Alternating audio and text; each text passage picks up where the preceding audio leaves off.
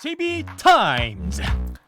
더마카와 함께 시선 집중의 문을 열겠습니다. 어서 오세요. 네, 안녕하세요. 더마카입니다. 윤여찬님이 비가 많이 온다고 합니다. 운전 조심, 수해도 조심, 모두 조심하세요라고 인사를 해주셨어요.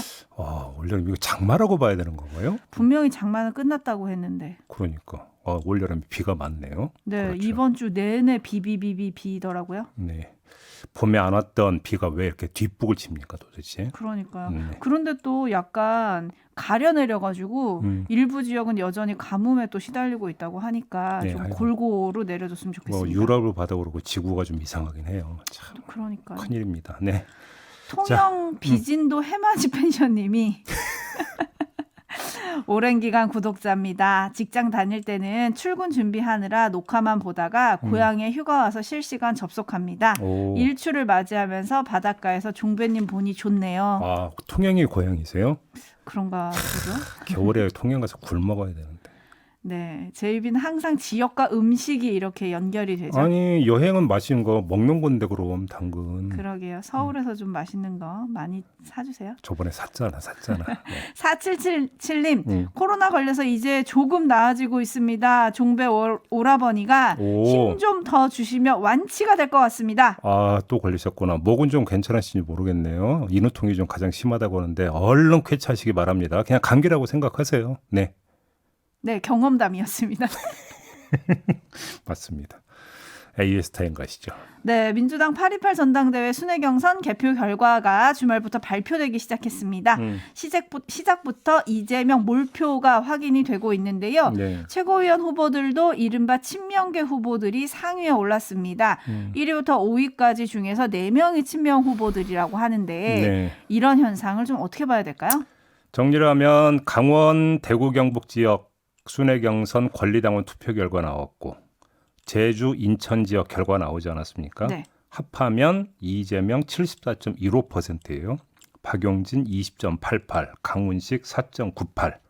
두 군데 합한 결과인데 거의 3대1 아닙니까? 네. 박용진, 강훈식 두 후보의 득표율을 합해도 3대1이다. 이러면 계산은 뭐 하고 말 것도 없는 거죠. 단일화는 더 이상 관심사가 아니게 되어버렸다라고 봐야 되는 거죠. 해봤자 소용없다라는 이야기로 연결이 되는 거 아니겠습니까? 네. 단일화라고 하는 것은 단일화를 하면 이길 수 있다라고 하는 가능성과 확신이 있을 때나 동력을 넣는 거잖아요. 하지만 둘이 합쳐봤자 3대1이라고 하면 단일화할 이유도 단일화가 될 동력도 없다고 봐야 되는 거 아니겠습니까?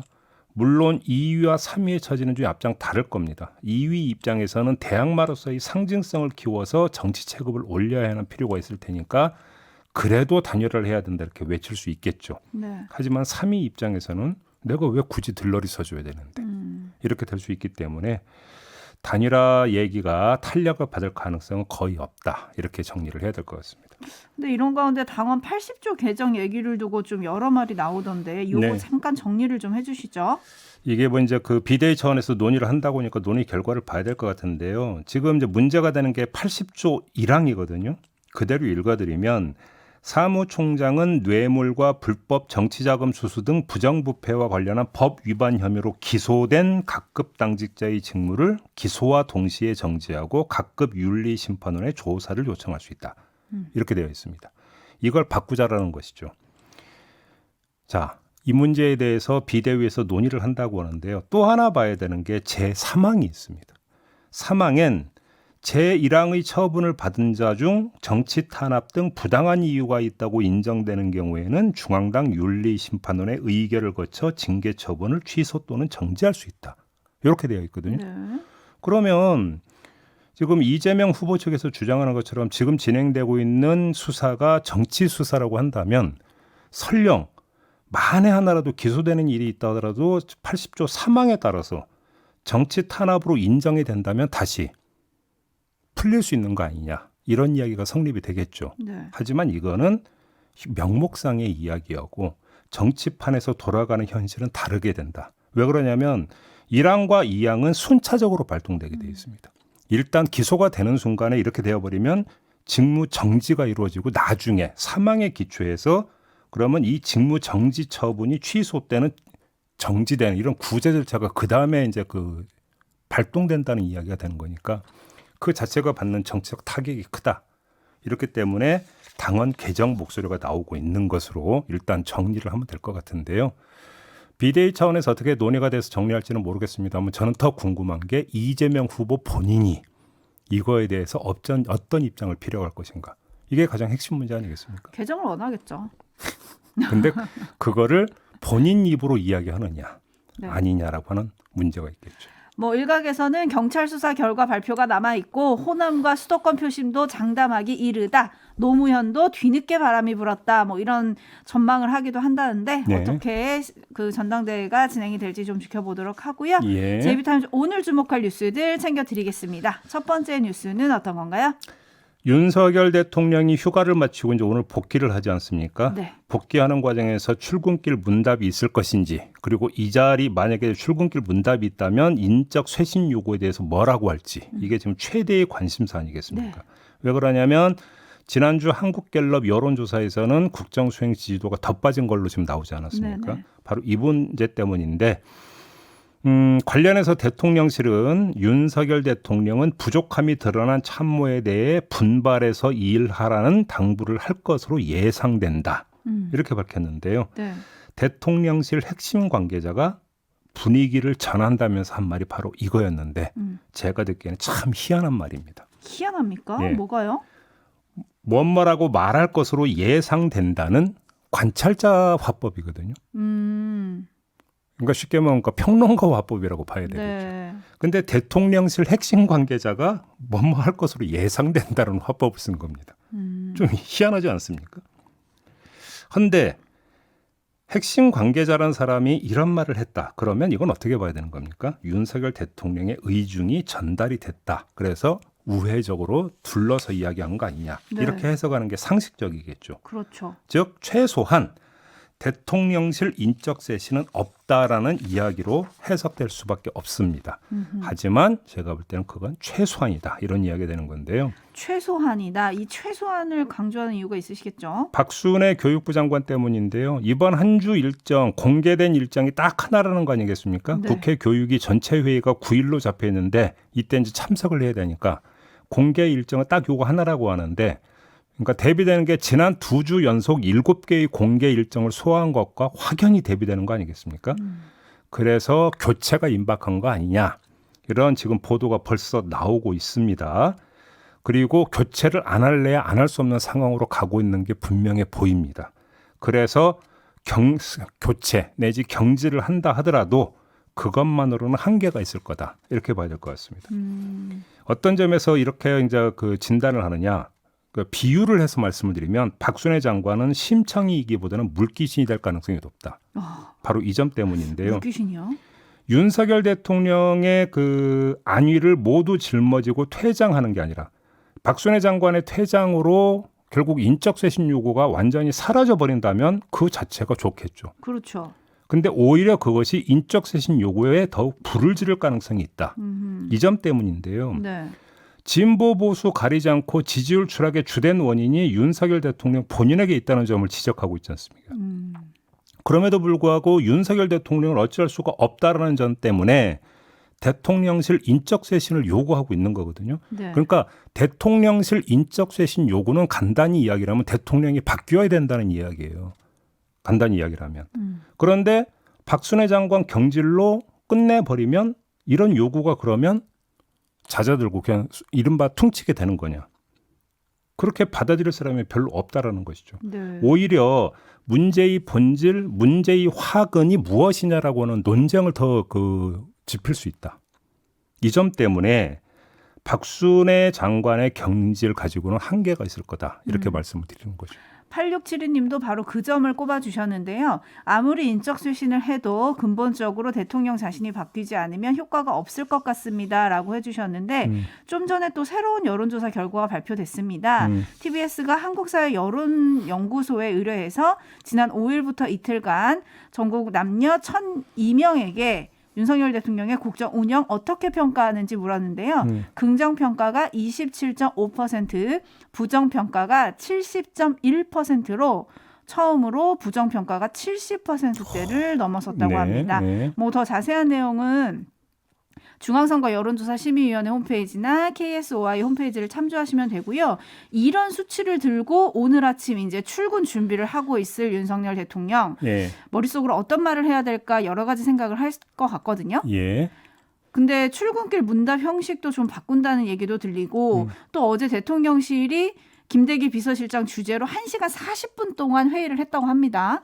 하여튼 어떤 전략을 가지고 올지 너무 궁금합니다. 어차피 뭐 2시간도 이제 안 남은 거 아니겠습니까? 좀만 좀 기다려 보죠. 네. 네, JB타임스 다음 주목할 뉴스 오디오로 먼저 만나보시죠. 첫 경찰국장에 오른 김순호 치안감. 과거 노동운동 현장에서 동료들을 밀고 한 공로로 경찰에 특채됐다는 의혹을 받고 있죠. 그런데 이 의심스런 채용 과정을 담당했던 인물이 MBC 취재로 확인됐습니다. 책상을 탁 치니 억하고 쓰러졌다. 1987년 박종철 고문치사 사건 당시 이런 거짓말을 지어냈던 남영동 대공분실의 장본인이 김순호 치안감의 특채 담당이었습니다. 김 국장은 MBC와의 통화에서 홍승상 전 경감을 찾아가 인노의 이야기를 한 건 맞지만 거래를 하지는 않았다. 거래를 했으면 더 높은 직위를 요구했을 것이라고 밝혔습니다. 또 경찰 이력에 문제가 될 수 있다며 홍 전 경감이 인노에 관련 진술을 빼줬다고도 말했습니다. 이런 가운데 민주화운동 기념공원에선 김 국장의 대학 선배로 함께 인노회 활동을 했던 최동 열사의 32주기 추모식이 열렸습니다. 그는 89년 김순호 국장이 잠적한 직후 치안본부 대공분실에 잡혀가 고문을 받은 뒤 후유증을 겪다 분신 사망했습니다. 유가족들도 김 국장을 의심하고 있습니다. 한 달 넘 동안 자기가 미행당한 것 같다. 결혼식 사진, 이삿짐 사진, 자기의 모든 행적이 기록되어 있는 사진을 보여주면서 그래서 거기에 너무 놀라고 황당했다. 네. 좀 다시 한번 상황을 좀 정리를 해서 전해드려야 될 것 같은데요. 네. 초대 행정안전부 경찰국장에 임명된 사람이 바로 김순호 치안감인데 이 사람이 1989년 대공특채로 임용이 됐다고 하거든요. 네. 바로 그 배경을 두고 의혹이 불거진 건데요. 김 국장은 1983년 3월에 이른바 운동권 서클에 가입해서 활동을 하다가 군에 강제 징집당합니다. 그래서 같은 해 11월에 보안사 있죠. 현 네. 군사안보지원사령부라고 불리는데 이 보안사에 끌려가서 이른바 이제 녹화 사업의 대상이 된 것 같은데 이후 서클 선배인 최동 씨를 만났고 따라서 그 사람을 따라서 인천 부천 민주노동자회 줄여서 인노회라고 부르는데 여기에 이제 가입을 하게 되는 거죠.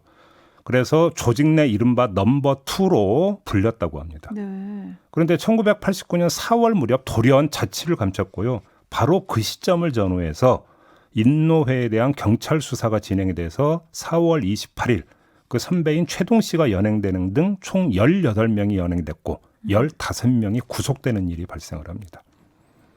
그리고 1990년 8월 7일 고문 후유증에 시달리던 최동 씨는 결국 분신자살을 했다고 하는데요. 네. 김 국장은 1989년 8월에 특채로 경찰관이 됐는데 경찰청 자료에 따르면 김 국장은 당시 경찰 공무원 임용령에 따라서 대공 공작 업무와 관련이 있는 자로 분류돼서 치안본부 대공 3과 소속으로 경찰 근무를 시작을 했다고 하는데 이 대공 3과는 노조 활동 등을 하다가 대공 분실에 끌려온 사람들을 수사 관리하던 곳이다. 지금 이런 보도가 나왔던 것이죠. 지금 많은 분들이 프락지, 밀정 뭐 이런 단어들을 지금 올려주고 계시는데요. 예. 좀 이 뉴스 보고 소름 돋았다는 분도 계시고요. 예. 쉽게 말해서 프락지였다는 거죠. 물론 지금 100% 단정은 할 수가 없습니다만 나오고 있는 의혹이 이제 그쪽을 향하고 있는 거 아니겠습니까? 예. 예를 들어서 그때 연행돼서 조사받은 한 사람의 증언에 따르면 경찰이 조직표까지 보여줬는데 이 사실은 김순호 치안감 이상이 아니면 알 수 없었던 정보였다. 그리고 당시 경찰은 김순호 치안감에 대해서는 물어보지 않았다. 이렇게 증언을 하고 있거든요. 네. 그다음에 김순호 치안감 본인도 경찰을 찾아간 건 인정을 했습니다. 인노회 활동에 회의를 느껴서 치안본부를 찾아가 고백했을 뿐 동료들에게 불리한 진술은 하지 않았다. 그러면서 동료들에게 불리한 이야기를 하고 있는데 저는 이 대목에서 네. 정말 하나 묻고 싶은 게 그러면 저 인노회 활동했는데 이제 생각 바꿔먹으려고요. 라고 얘기하면 경찰이 네 알았습니다. 결정 잘하셨어요. 그럼 지금부터 새로운 삶을 사세요 하고 끝납니까? 그러진 않겠죠. 그럼 당신이 그 가입했던 인노의 조직이 어떤 건지 다 이야기하라. 이렇게 나오는 게 상식적 아닙니까? 그때 시대 분위기나 이런 것들을 봤을 네, 때. 근데 제가 잘 모르겠어서 그런데요. 네. 회의를 느끼면 왜 경찰한테 가서 고백을 합니까? 그냥 조용히 빠져나오면 되죠. 그러니까요. 그것도 더더군다나 그런 거 아니겠습니까? 네. 그리고 조금 전에 이제 MBC 리포트 들은 대로 이 그러니까 사람의 특채를 담당한 사람이 남영동 대공분실의 홍승삼 경감이었다는 건데 박종철군 고문치사 사건이 발생한 곳이 바로 남영동 대공분실 아닙니까? 네. 그러니까 책상을 탁 치니 억하고 쓰러졌다고 당시 치안본부에서 발표했는데 이런 내용의 거짓 보고서 초안을 작성한 사람이 바로 홍 경감이라는 거거든요. 네. 이 사람을 찾아갖고 특채 담당이었다는 건데 제가 여기서 하나 던지고 싶은 문제 제기는 이런 거예요. 경찰국 설치를 둘러싼 논란의 핵심이 뭐였습니까? 이러다가 치안본부 부활 아니냐 이런 논란이었잖아요. 네. 근데 다른 사람도 아니고 치안본부 흑역사의 한가운데 있었다라는 의혹을 사는 사람을 그 수장으로 앉힌다? 이거는 오히려 경계를 했어야 되는 상황 아닙니까? 그리고 제가 아까 경찰청 자료에 그렇게 돼 있다고 지금 전해드렸잖아요. 이 경찰청 자료를 이상민 장관도 봤다라는 거잖아요. 네. 근데 그냥 치안과 그 경찰국장으로 앉힌다? 이게 납득이 되십니까? 오히려 검증이 아니라 이 이력을 높이 산 거라면요. 그러면 더 말이 안 되는 거죠. 그건. 그러니까요. 좀 해명이 좀 필요하지 않나 이런 생각이 드는데요. 지금 많은 분들도 의견 보내주고 계신데 8672님이 이게 사실이라면 최대 인사참사입니다. 3186님 꼭 그런 사람만 일부러 고르나요? 라고 물음표 보내주셨는데 정말 정부의 해명이 좀 있어야 하지 않을까라는 생각이 드네요. 예. JB타임즈 다음 주목할 뉴스는 어떤 건가요? 국민의힘이 이제 내일 전국위원회를 열죠. 그래서 그럼 비대위를 이제 출범을 시킬 것 같고요. 사실상 이준석 대표의 대표 생명은 끝나게 될 것 같은데 이런 가운데 유승민 전 의원이 어제 페이스북에 아바이 치키티타라고 하는 네. 노래를 올렸습니다. 아십니까 이 노래? 저 몰라가지고 들어봤습니다. 아, 그런가요? 좋더라고요 노래. 네. 이 노래 가사에 이런 게 있습니다. 항상 당당했던 너인데 깃털 하나가 부러진 것만 같아. 예전처럼 다시 한번 도전해 보는 거야. 새로운 노래를 불러줘. 네. 이런 어떤 가사가 담겨 있는 노래인데 가사의 내용이 의미심장하지 않습니까? 특히 새로운 노래를 불러줘. 이게 아주 의미심장한데요. 박지원 전 대통령 비서실장이 지난주 시선집중에서 말하지 않았습니까? 유승민, 이준석 중심의 신당 창당설 얘기를 했는데 그걸 좀 의미하는 걸까요? 그리고 또 한 명 오세훈 서울시장도 거론하지 않았습니까? 아, 했죠. 근데 오세훈 시장이 지난 6일 JTBC와 인터뷰를 했는데 자신 중심의 신당 창당설에 대해서 호사가들이 무시해도 될 만한 이야기를 한 거다. 거의 음해 수준으로 본다. 이렇게 말을 했거든요. 오. 자, 일단 이 말을 그러니까 잠시 보관해 놓고 다시 박지원 실장의 이야기로 돌아가서 왜 오세훈을 추가했는지 이걸 한번 짚어보죠. 네. 자, 유승민 전 의원은 대선 경선과 경기지사 경선에서 연거푸 패배함으로써 정치적 한계를 드러낸 것으로 봐야 됩니다. 이준석 대표는 성접대 사법 리스크를 안고 있어서 불안정합니다. 따라서 신당을 띄우려면 대중적 기반이 확실한 간판이 필요하고 그래서 오세훈 시장을 설정한 거로 해석을 하는 게 상식적이겠죠. 네. 근데 오세훈 시장이 이렇게 펄쩍 뛰면 어떻게 되겠습니까? 어렵다고 봐야 되는 거죠. 그렇죠. 혹시 오세훈 시장의 속마음은 다른 거다 이렇게 해석할 여지가 없을까요? 제가 볼 땐 그건 아닐 겁니다. 이렇게 접근하면 대충 계산이 나오는데 오세훈 시장은 차기 대권을 바라보는 사람이고 차기 대권에 도전하기 위해선 서울시장에서 성과를 내야 하고 서울시장에서 성과를 내려면 윤석열 정부와 협력을 하는 건 필수고 네. 이렇게 봐야 되는 거 아니겠습니까? 이런 처지에서 신당을 만들어서 윤석열 대통령과 각을 세우면 어떻게 되겠습니까? 이건 쉬운 시나리오가 아니다. 네. 물론 2024년에 총선이 기다리고 있기 때문에 이때를 어떤 그 틈을 치고 나오면 정책 기반이 확고하고 이러면 누구 못 건드리는 거 아닌가 이런 이야기가 성립될 수 있지만 그거는 제가 볼 때는 충분 조건은 아니죠. 충분 조건은 윤석열 정부가 거의 회생불능의 상태에 빠지지 않고서는 이게 충분 조건이 된다. 그래서 그 실현 가능한 시나리오가 아니다. 이렇게 봐야 될 것 같습니다. 뭐 일단은 조금 더 두고 봐야 한다 이런 말씀이신 거죠? 너무 앞서간 시나리오 아닌가 싶은 생각이 좀 들더라고요. 알겠습니다. 네. 자, JB타임즈 이렇게 마무리하도록 하겠습니다. 더마카 수고하셨어요. 고맙습니다.